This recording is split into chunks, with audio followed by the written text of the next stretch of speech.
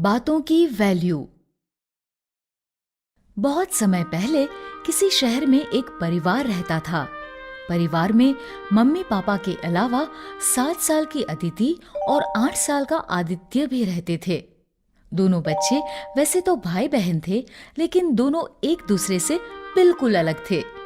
जहां आदित्य बहुत कम बोलता था, वहीं अदिति बहुत ज्यादा बोलती थी। वो हर बात पर और कभी-कभी तो बिना बात के भी बोला करती थी। मम्मी, आज स्कूल में टीचर एक एक करके सभी बच्चों से सवाल पूछ रही थी और जब मेरी बारी आई तो मैंने टीचर का सवाल पूरा होने से पहले ही सवाल का सही जवाब दे दिया। फिर भी पता नहीं टीचर ने मुझे 10 से सिर्फ 5 नंबर ही क्यों दिए। उसकी मम्मी उसे बहुत समझाती थी कि उसे कम बोलना चाहिए। अदिति बेटी, हमें कम और मीठा बोलना चाहिए।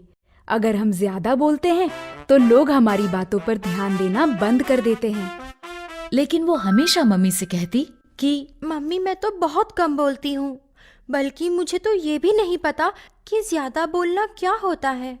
एक दिन बच्चों की बुआ उनके घर रहने आई और अपने साथ दोनों बच्चों के लिए खिलौने भी लाई।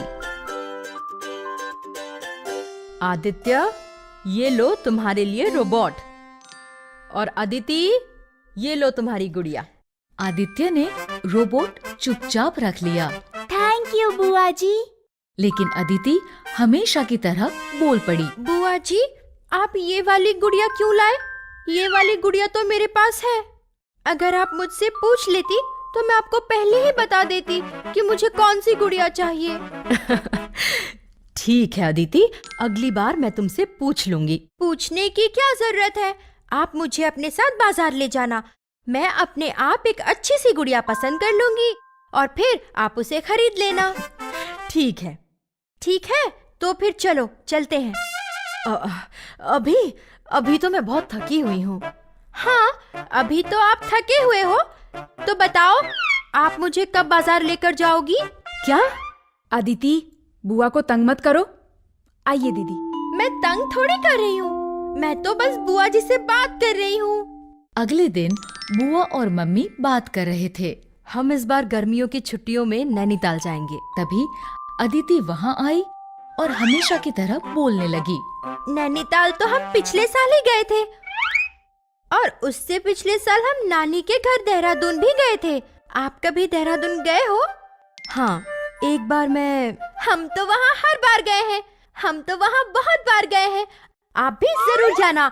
गर्मियों में तो वो जगह और भी अच्छी लगती है। आपको वो जगह बहुत पसंद आएगी। आइए दीदी, हम अंदर रसोई में चलते हैं। और उसके बाद आप नैनीताल भी जरूर जाना। आपको वहाँ भी बहुत अच्छा लगेगा। उसी रात अदिति के पापा भी बुआ जी के साथ बात कर रहे थे। दीदी, अच्छा हुआ आप आ गईं। मुझे तो आपके पास आने का समय ही नहीं मिल पाता। कोई बात नहीं, मैं जानती थी तुम काम से समय नहीं निकाल पाओगे, इसलिए मैं ही चली आई। तभी अदिति वहाँ आई और बोली, पापा, मुझे आपसे कुछ बात करनी है। अभी नहीं अदिति, अभी मैं बुआ जी से बात कर रहा हूँ। ठीक है, पहले आप बुआ जी से बात कर लो। ये कहकर अदिति वहीं बैठ गई और उनकी बात खत्म होने का इंतजार करने लगी। पापा और बुआ जी बात करने लगे। मैंने सुना आप बच्चों के लिए गिफ्ट लाई थी, तो क्या आप मेरे लिए कुछ भी नहीं लाई? मैं तुम्हारे लिए भी गिफ्ट लाई हूँ। ये लो तुम्हारा गिफ्ट। अरे ये शर्ट तो बहुत अच्छी है। ये देखकर अदिति से चुप नहीं रहा गया और वो बीच में ही बोल पड़ी। वाह पापा, आपका गिफ्ट तो सच में बहुत अच्छा है। बुआ जी, आप तो पापा के लिए बहुत अच्छा गिफ्ट लाई हो। इसका मतलब तो ये हुआ कि आपको अच्छे गिफ्ट खरीदने आते हैं। हाँ, तुम्हारी बुआ बहुत अच्छे गिफ्ट खरीदती हैं। लेकिन पता नहीं बुआ जी मेरे लिए ही क्यों वो छोटी सी गुड़िया लेकर आई। पापा, आपको पता है, बुआ जी मेरे लिए एक गुड़िया लेकर आई। वैसे गुड़िया मेरे पास पहले से ही थी, इसलिए मैंने बुआ जी से कहा कि वो मुझे कुछ और गिफ्ट ला कर दें। और बुआ जी ने मुझसे कहा है कि अगली बार वो मुझसे पूछकर ही मेरे लिए गिफ्ट लाएंगी। अगले कुछ दिनों तक ऐसा ही चलता रहा। अपनी आदत से मजबूर अदिति बिना वजह हर बात पर बोलती रही।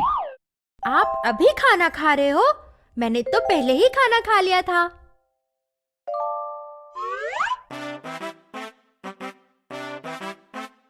आप अभी से सो रहे हो? मैं तो बहुत देर से सोती हूँ।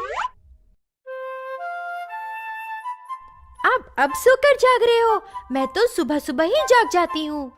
बुआ जी को उसकी बातों पर गुस्सा तो बहुत आया, लेकिन उन्होंने उससे कुछ नहीं कहा।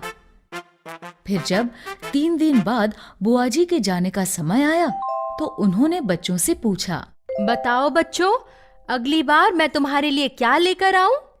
बुआ जी, आप बस आ जाना, फिर हम दोनों साथ में बाजार जाकर मेरी पसंद के बहुत सारे खिलौने खरीदेंगे। बुआ जी, आप हमारे लिए मिठाई लेकर आना। ठीक है आदित्य, मैं तुम्हारे लिए मिठाई लेकर आऊंगी। ये कहकर बुआ जी चली गई। लेकिन अदिति को बुआ जी की ये बात बहुत बुरी लगी। उसने उदास मन से मम्मी से कहा, मम्मी, बुआ जी ने मेरी बात नहीं मानी और भैया की बात झट से मान ली। मम्मी ने उसे समझाते हुए कहा, अदिति, इसीलिए मैं तुम्हें कम बोलने के लिए कहती थी। कम और मीठा बोलने से हमारी बातों की वैल्यू बनी रहती है, और अगर हम ज्यादा बोलते हैं तो कोई हमारी बातों पर ध्यान नहीं देता। अदिति मम्मी की बात समझ गई। उसने कहा, आप ठीक कह रहे हो मम्मी, आज से मैं कभी बेवजह नहीं बोलूंगी।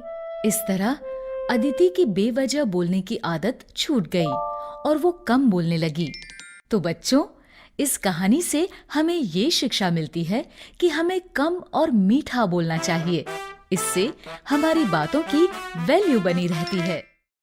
अगर आपको हमारी वीडियोस पसंद आ रहे हैं तो इन्हें लाइक करें, कमेंट करें और सब्सक्राइब करें।